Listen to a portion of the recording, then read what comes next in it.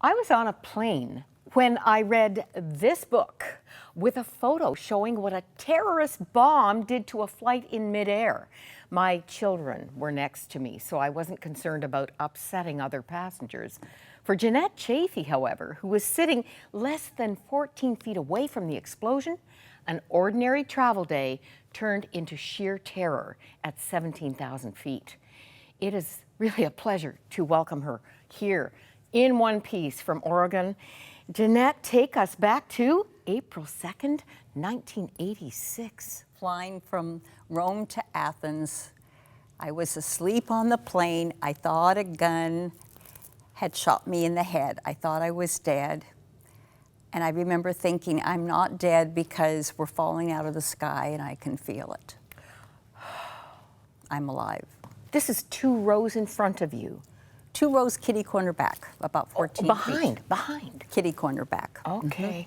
So when I opened my eyes through the thick cloud of smoke, smelling like 100 4th of July's going off, I looked up and there was no ceiling in this stretch 727 plane. The bins had come down. The oxygen mask in the front of the plane came down. They never did in the back. And of course, I yanked on mine, right? Wouldn't budge. I let go. I looked out the window and I saw the peaks of the mountains down below. And then I said, we're going to die right now. I waited. We didn't die. So then I said, I've got to get air. We're up high and I don't know where. So the seat next to me was empty, grab that, and as I put that on, I say, oh, Jesus, nobody even knows we're here. And besides, nobody could help us anyway. Please, please save our lives. I turned and looked this way and I thought, funny, there's no people in any of these rows. But that thought went away very quickly because the next thing I saw was blue sky instead of the side of the plane. How big was that hole? 9 by 3. 9 by 3. Mm-hmm. And the people who had been sitting in that row, they were gone. 5 people gone. 5 dead. People. I never heard them scream. How many seriously injured? 7 burned. They later were brought up to sit near and around me. They never found out who did this? Well, it was alleged a terrorist who had tried to blow up a Pan Am flight 2 years before. I think she actually did do it. So if the bomb had exploded an hour earlier or later, gone back 1 window further, or exploded down instead of outward more, we would have all died. It's the only time in history that a bomb has ever been put on a commercial plane. Exploded. And the plane landed. Well, we didn't land. We kept flying for 40 minutes, right. Every second for 40 minutes.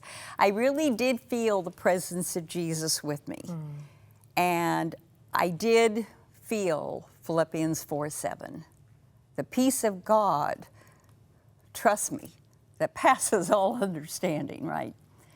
I did feel Jesus with me. Tremendous. I also knew that the next moment I blinked, I would be seeing him eye to eye. I knew, when I turned and looked, I knew it was our coffin. I knew there's no way off a plane. Talk about the litmus test for your faith.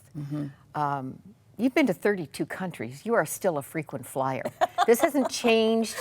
You're not living in fear factor when it comes to flying. No. Which is amazing, too. No. So much could be said about this story, and there's a kind of an angel theme around it because of a prayer that you prayed before you got on that plane, before you left Oregon.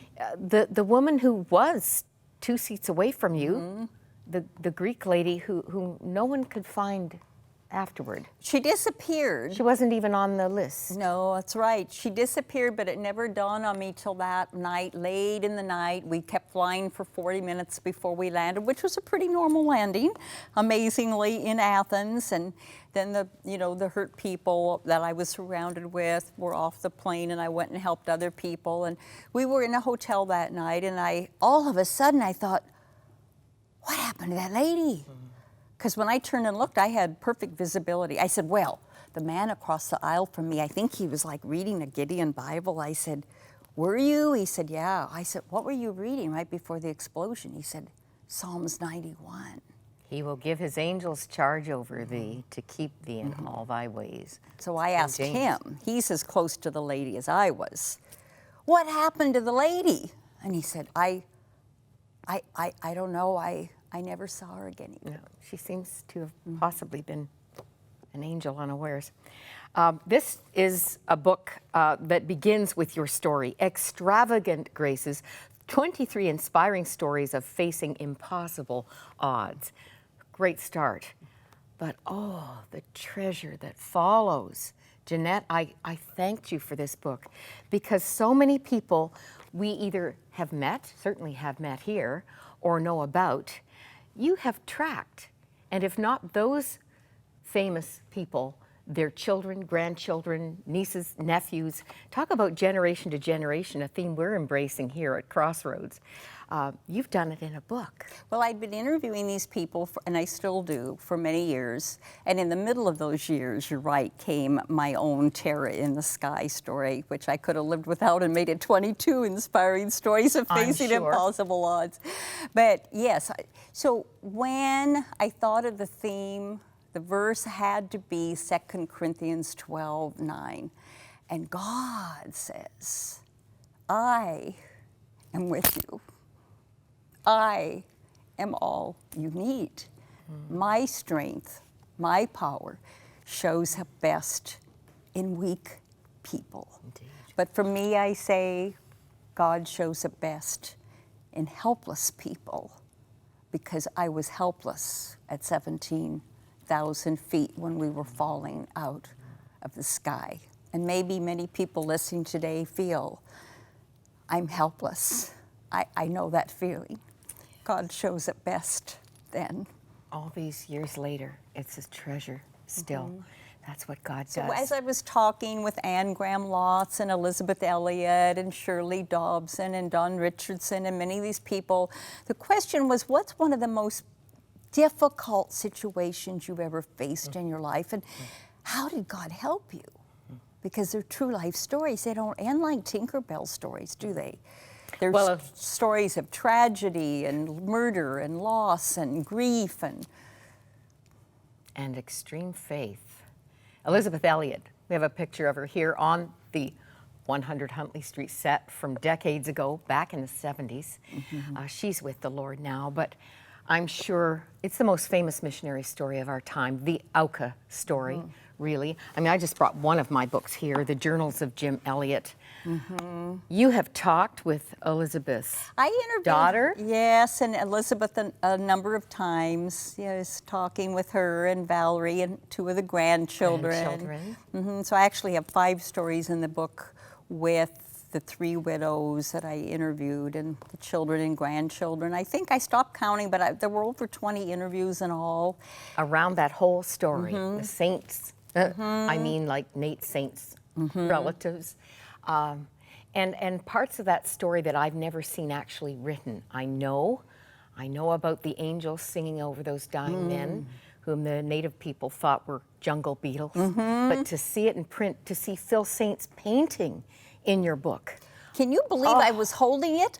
I said, there's a painting. I said, where in the world is it? They went, where you live, in Portland, Oregon. I went, can I come see it? Can I hold it?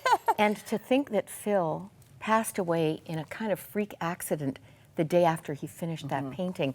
I mean, you're going to get goosebumps in many places as you read. And that one, I was holding the watercolor. The first one he did as practice. That one is at CBN in the library. Okay. Yes, the one you saw. And his daughter, who's in my book, had to sign her dad's name. because he hadn't quite finished to that point. And I mean, you've heard of Peace Child, Eternity in Their Hearts, Don Richardson, who took a wife and a baby into a cannibalistic tribe, found himself in a war zone, and God gave him the insight to present the gospel using this baby trade. If you haven't read the book, you need to, but to have the follow-up interviews with, I mean, when this man came to our green room, I felt as if I was looking at I don't know, I just, it was miraculous I to know, be I just meeting. love to hear him. I just say, like, when they come to my living room and stuff, I say, I just want to hear you talk. Tell me your stories. Tell the stories. Right? Absolutely. And give me updates and what are these people doing? And then on the 50th anniversary, going back, and now they're Christians and going out to the tribes and nations around. Evangelizing the other yes, hidden people groups absolutely. And interviewed his oldest son, Steve Richardson, on the radio just in May. Fascinating to hear. But what a great job you have. Oh. I know some of these are radio interviews and personally visiting. And mostly speaking. These people. I'd like to know your take on, in some cases, 2 generations later,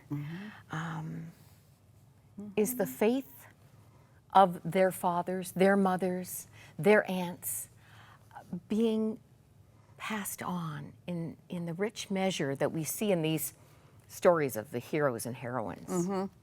What are you finding? Yes, with like Elizabeth Elliot's grandchildren, absolutely. Christiana, Elizabeth, her namesake, singing to her over the phone when the day she died.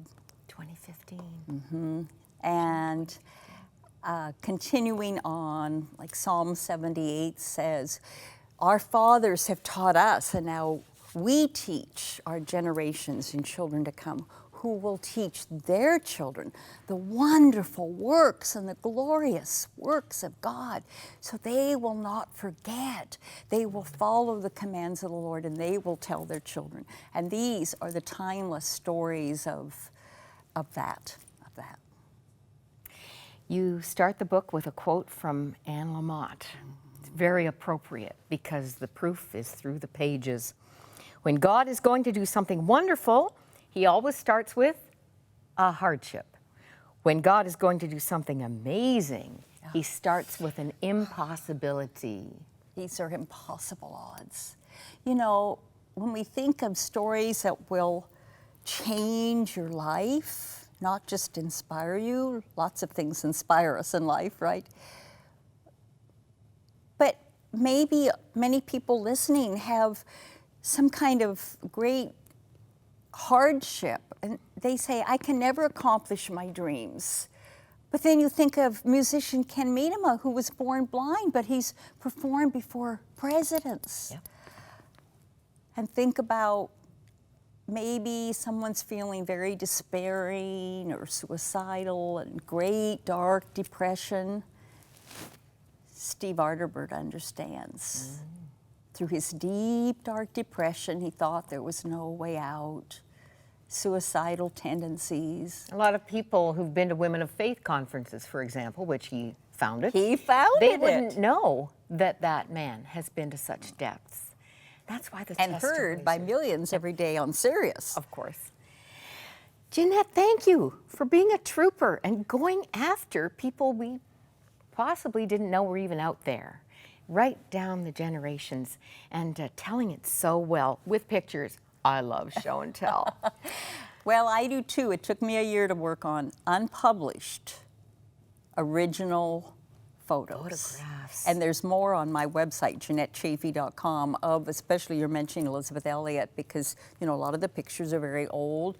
So the book has about 100 pictures in it, but there's more on my website that weren't high enough quality to get in the book. I knew that if you've never heard of someone, but you're going, something's going to happen in this story, right? Photos are so important. Capture the emotional part of us. Thank you for sharing them with us. Thank you for having me. And we just want to tell you, Extravagant Graces is a must read. I echo that.